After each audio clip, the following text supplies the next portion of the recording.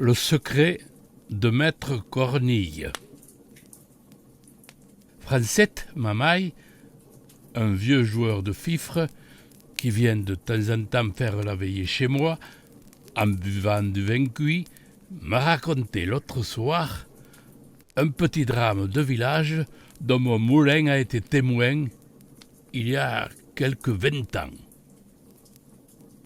Le récit du bonhomme m'a touché, et je vais essayer de vous le redire tel que je l'ai entendu. Imaginez-vous pour un moment, chers amis, que vous êtes assis devant un pot de vin tout parfumé, et que c'est un vieux joueur de fifre qui vous parle. Notre pays, mon bon monsieur, n'a pas toujours été un endroit mort et sans renom comme il est aujourd'hui. Autre temps, il s'y faisait un grand commerce de meuneries, et, 10 lieues à la ronde, les gens des masses nous apportaient leur blé à moudre. Tout autour du village, les collines étaient couvertes de moulins à vent. De droite et de gauche, on ne voyait que des ailes qui viraient au mistral par-dessus les pins, des ribambelles de petits ânes chargés de sacs, montant et dévalant le long des chemins. Et toute la semaine, c'était plaisir d'entendre sur la hauteur le bruit des fouets, le craquement de la toile et le dire « des aides-meuniers. Le dimanche, nous allions au moulin par bande. Là-haut, les meuniers peillaient le muscat.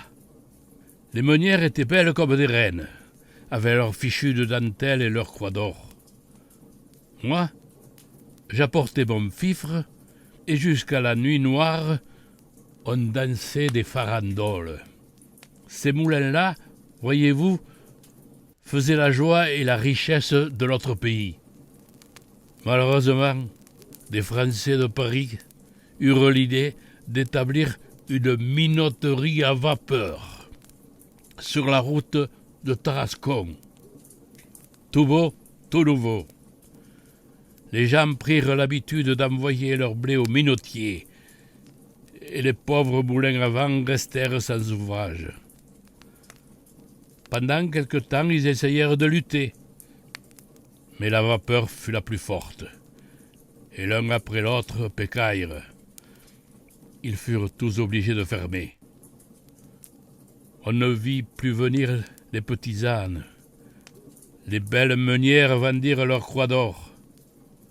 Plus de muscat, plus de farandoles. Le mistral avait beau souffler, les ailes restaient immobiles. Puis, un beau jour, la commune fit jeter toutes ses masures à bas et l'on sema à leur place de la vigne et des oliviers. Pourtant, au milieu de la débâcle, un moulin avait tenu bon et continuait de virer courageusement sur sa butte à la barbe des minotiers. C'était le moulin de Maître Cornille, celui-là même où nous sommes en train de faire la veillée en ce moment. Maître Cornille était un vieux meunier, vivant depuis 60 ans dans la farine et enragé pour son état. L'installation des minoteries l'avait rendu comme fou. Pendant 8 jours, on le vit courir par le village, ameutant le monde autour de lui et criant de toutes ses forces qu'on voulait empoisonner la Provence avec la farine des minotiers. « N'allez pas là-bas, disait-il, ces brigands-là, pour faire le pain, se servent de la vapeur qui est une invention du diable, tandis que moi je travaille avec le Mistral et la Tramontane, qui sont la respiration du bon Dieu. » Et il trouvait comme cela une foule de belles paroles à louange des moulins à vent. Mais personne ne les écoutait. Alors, de mâle rage, le vieux s'enferma dans son moulin et vécut tout seul comme une bête farouche. Il ne voulait pas même garder près de lui sa petite fille Vivette, une enfant de 15 ans qui, depuis la mort de ses parents, n'avait plus que son grand au monde. La pauvre petite fut obligée de gagner sa vie et de se louer un peu partout dans les masses, pour la moisson, les magnans ou les olivades. Et pourtant, son grand-père avait l'air de bien l'aimer, cet enfant-là. Il lui arrivait souvent de faire ses 4 lieues à pied par le grand soleil pour aller la voir aux masses où elle travaillait. Et quand il était près d'elle, il passait des heures entières à la regarder en pleurant. Dans le pays, on pensait que le vieux meunier, en renvoyant Vivette, avait agi par avarice.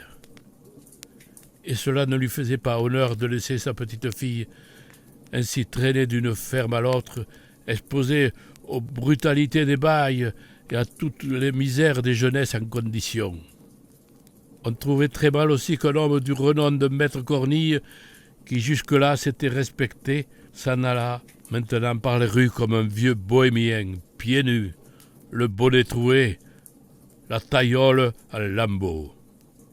Le fait est que le dimanche, lorsque nous le voyions entrer à la messe, nous avions honte pour lui, nous autres les vieux. Et Cornille le sentait si bien qu'il n'osait plus venir s'asseoir sur le banc d'œuvre. Toujours il restait au fond de l'église, près du bénitier, avec les pauvres. Dans la vie de Maître Cornille, il y avait quelque chose qui n'était pas clair.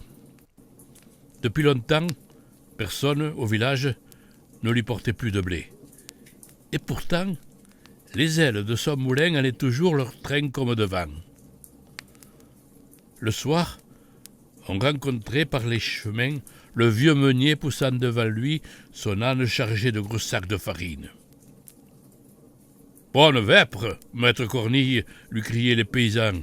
« Ça va donc toujours, la meunerie ?»« Toujours, mes enfants, » répondait le vieux d'un air gaillard. « Dieu merci, ce n'est pas l'ouvrage qui nous manque. » Alors, si on lui demandait d'où diable pouvait venir tant d'ouvrages, il se mettait un doigt sur les lèvres et répondait gravement. « Motus, je travaille pour l'exportation. » Jamais on n'en put tirer davantage. Quant à mettre le nez dans son moulin, il ne fallait pas songer. La petite Vivette elle-même n'y entrait pas. Lorsqu'on passait devant, on voyait la porte toujours fermée, les grosses ailes toujours en mouvement, le vieil âne broutant le gazon de la plateforme et un grand chat maigre qui prenait le soleil sur le rebord de la fenêtre et vous regardait d'un air méchant. Tout cela sentait le mystère et faisait beaucoup jaser le monde. Chacun expliquait à sa façon le secret de Maître Cornille. Mais le bruit général était qu'il y avait dans ce moulin-là encore plus de sacs d'écus que de sacs de farine. À la longue, pourtant, tout se découvrit. Voici comment. En faisant danser la jeunesse avec mon fifre, je m'aperçus un beau jour que l'aîné de mes garçons et la petite Vivette s'étaient rendus amoureux l'un de l'autre. Au fond, je n'en fus pas fâché, parce qu'après tout, le nom de Cornille était en honneur chez nous. Et puis, ce joli petit passereau de Vivette m'avait fait plaisir à vouloir trotter dans ma maison. Seulement, comme nos amoureux avaient souvent l'occasion d'être ensemble, je voulais, de peur d'accident, régler l'affaire tout de suite. Et je montai jusqu'au moulin pour en toucher 2 mots au grand-père. Le vieux sorcier. Il faut voir comment il me reçut. Impossible de lui faire ouvrir sa porte. Je lui expliquai mes raisons tant bien que mal à travers le trou de la serrure. Et tout le temps que je parlais, il y avait ce coquin de chat maigre qui soufflait comme un diable au-dessus de ma tête. Le vieux ne me donna pas le temps de finir et me cria fort malhonnêtement de retourner à ma flûte et que si j'étais pressé de marier mon garçon, je pouvais bien aller chercher des filles à la minoterie. Je pensais que le sang me montait d'entendre ces mauvaises paroles. Mais j'eus tout de même assez de sagesse pour me contenir, et laissant ce vieux fou à sa meule, je revins annoncer aux enfants ma déconvenue. Ces pauvres agneaux ne pouvaient pas y croire. Ils me demandèrent comme une grâce de monter tous deux ensemble au moulin pour parler au grand-père. Je n'eus pas le courage de refuser. Et brut, voilà mes amoureux partis. Tout juste comme ils arrivaient là-haut, maître Cornille venait de sortir. La porte était fermée à double tour. Mais le vieux bonhomme, en partant, avait laissé son échelle dehors. Et tout de suite, l'idée vint aux enfants d'entrer par la fenêtre, voir un peu ce qu'il y avait dans ce fameux moulin. Chose singulière, la chambre de la meule était vide. Pas un sac, pas un grain de blé, pas la moindre farine au mur, ni sur les toiles d'araignée. On ne sentait pas même cette bonne odeur chaude de froment écrasé qui embaume dans les moulins. L'arbre de couche était couvert de poussière, et le grand chat maigre dormait dessus. La pièce du bas avait le même air de misère et d'abandon. Un mauvais lit, quelques guenilles, un morceau de pain sur une marche d'escalier, et puis, dans un coin, 3 ou 4 sacs crevés d'où coulaient des gravats et de la terre blanche. C'était là le secret de maître Cornille. C'était ce plâtras qu'il promenait le soir par les routes pour sauver l'honneur du moulin et faire croire qu'on y faisait de la farine. Pauvre moulin, pauvre Cornille, depuis longtemps les minotiers leur avaient enlevé leur dernière pratique. Les ailes viraient toujours, mais la meule tournait à vide. Les enfants revinrent tout en larmes me conter ce qu'ils avaient vu. J'eus le cœur crevé de les entendre. Sans perdre une minute, je courus chez les voisins. Je leur dis la chose en 2 mots, et nous convîmes qu'il fallait, sur l'heure, porter au moulin tout ce qu'il y avait de froment dans les maisons. Sitôt dit, sitôt fait. Tout le village se mit en route, et nous arrivons là-haut avec une possession d'ânes chargés de blé, du vrai blé, celui-là. Le moulin était grand ouvert. Devant la porte, maître Cornille, assis sur un sac de plâtre, pleurait, la tête dans ses mains. Il venait de s'apercevoir, en rentrant, que pendant son absence, on avait pénétré chez lui et surpris son triste secret. « Pauvre de moi, disait-il, maintenant je n'ai plus qu'à mourir. Le moulin est déshonoré. » Et il sanglotait à fendre l'âme, appelant son moulin par toutes sortes de noms, lui parlant comme à une personne véritable.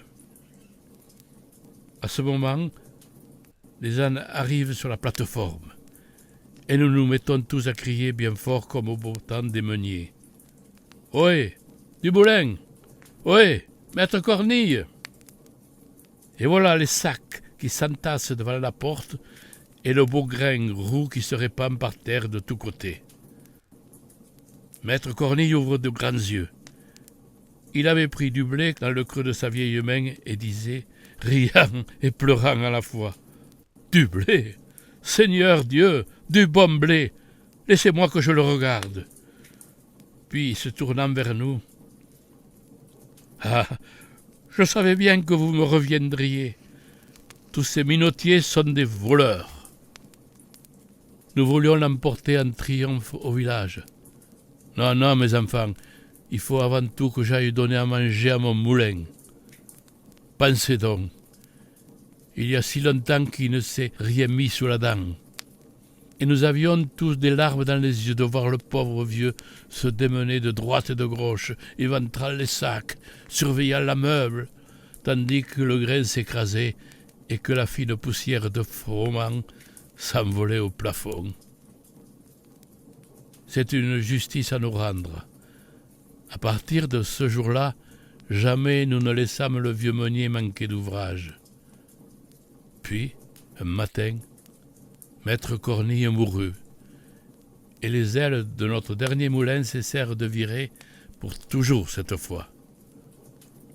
Cornille mort, personne ne prit sa suite. Que voulez-vous, monsieur?